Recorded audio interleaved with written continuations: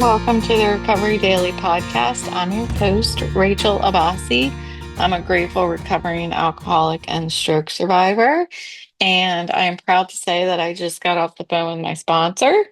So we have a new plan where her and I are going to talk on Saturday mornings at 8:15. I have not, in my 8 years, I have not had that kind of agreement with a sponsor and actually followed through with it. So it feels good and I think it's necessary. If you all remember, I was dealing with something that was causing me a inner disturbance. I felt out of balance and I was looking at this process that happened over the past couple weeks. So I was I was upset about something and I felt like I was practicing the program. I felt like I went to meetings and I shared about it.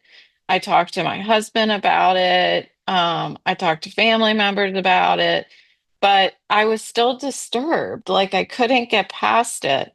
And then there was one day that I was getting ready to hit record for my podcast episode.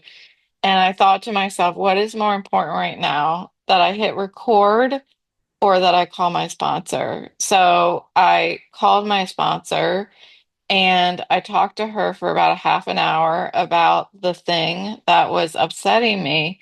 And when I got off the phone with her, like that anguish and that disturbance just completely went away. And I've been fine ever since then. Like I have not been disturbed about this issue.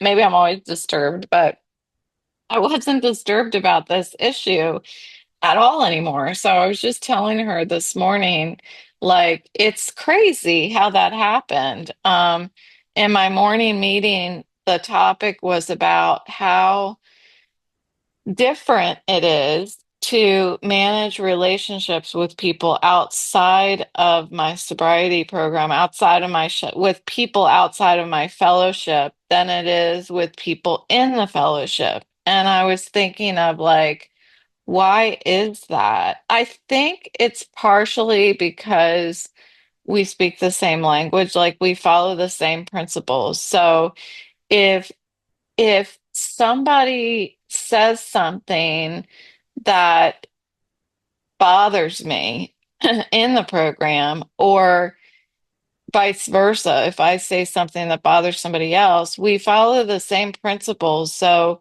we know what we need to do with each other, that we need to talk about it, that we understand that everybody's sick in some way. Like there's a lot of forgiveness, gratitude, acceptance, and all of that stuff among the people in the fellowship, in the sobriety program. And when I get disturbed with somebody who's not in the fellowship, I think it's so much more difficult because that other person does not have the same principles that I do. And I'm not saying that mine are better, um, but they're defined. Like my actions and my um, process for letting something go is defined and it's been practiced by me.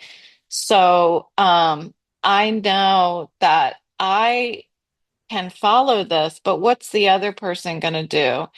And I feel a lot more fear talking openly to somebody outside of the program than somebody in the program because I I think that when I'm talking to somebody in the program, I know that they're thinking in their head, I don't want to have to make amends for whatever's about to happen in this conversation when I'm talking to somebody outside of the program, they're not thinking about that.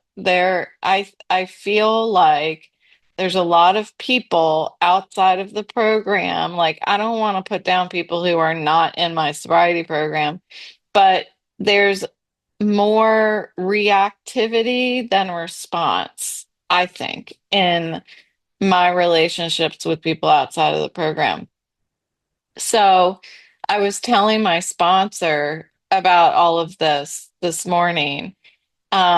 And I compared it to, like, I compared that, what happened with me calling her and sharing about what was bothering me.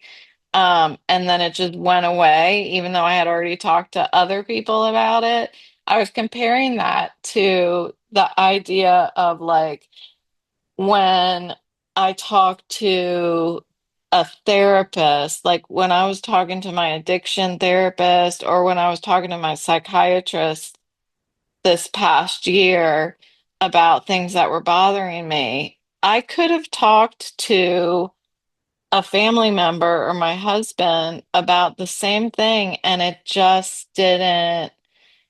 it wasn't a step in healing. It's kind of like it's just, um, ruminating out loud about an issue. But when I talk to a professional, it seems like I'm handing it over. I'm letting it go. And just like if something is physically bothering me, my husband can give me all the advice in the world about what I should do to physically heal. Oh, maybe you need to pick up yoga again or do stretches, or you need to drink more water, stuff like that. And I won't do it until I go to the doctor and they say the exact same thing. And I know I'm not the only one. Like, that happens to a lot of people, that you really just don't take the advice from random people. But when the doctor says it, exact same thing. But when the doctor says it, you're like, oh, yeah, yeah, yeah, I'll totally do that. And you start doing it. It's very strange, but understandable, I suppose, how that works. So I was comparing my um, sobriety fellowship to doctors, to professionals. And in my share, I said, you guys are professional sobriety program practicers, and I'm more likely to listen and implement your recommendations, your advice, than I am to implement something that somebody outside of the program tells me. And I guess it's because they know what yeah, that's not even true either. I was going to say it's because they know what my goal is, but like that you guys know what my goal is. But I mean, my husband knows that if I'm disturbed, that my goal is to not be disturbed. So I don't know. I don't know. But I recognize that it's there. And I was thinking also how my higher power, like I always talk about how my higher power is everything outside of myself. And I can definitely see how people say, my higher power is in the sobriety rooms. Like, that is how it's speaking to me. Um, I just had something happen yesterday, I think. What was it? I had something happen where I was like, okay, that was way too coincidental. Like, I hear you. Like, to my higher power, like, I hear you. I know that you're right here with me and you're paying attention to what's going on in my life. I can't remember what it is. Sorry, bad story, because I can't remember the specifics of it. But that's really all I had to share about today. Like, the topic was be in the daily reflection. It was called Begin Where You Are. Uh, and I didn't really get the significance of that title.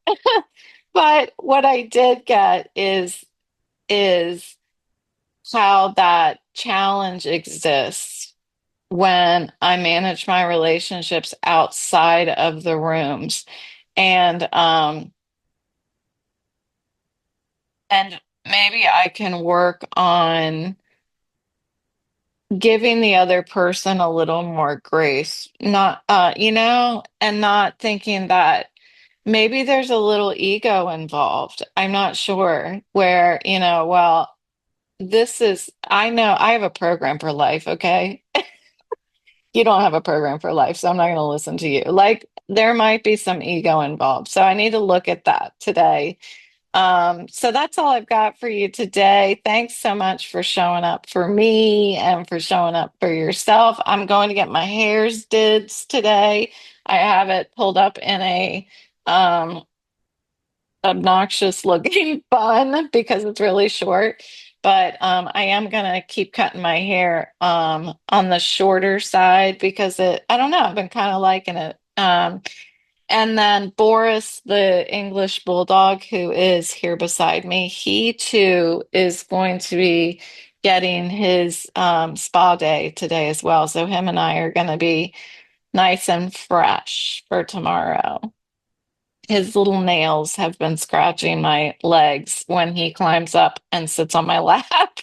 70 pounds coming up and sitting on my lap. So that's what's happening today, a little grooming. My latest project that I'm working on is I am crocheting with twine and I'm making what I think will be, I don't like to use patterns. I like to just make it up myself, but I'm making what I hope to be a kind of like a little beach bag. Not big enough to put a beach towel in, but to put all of your, little odds and ends that you would bring to the beach in it. So that's what's on it's going to be like a drawstring bag is the plan. So that's kind of exciting. And that will be available on Etsy, people, because that's what I do now. I make things and then I sell them on Etsy. So you can look for that. I'll let you know when I'm done with it. Okay, thanks for showing up. I'll talk to you tomorrow.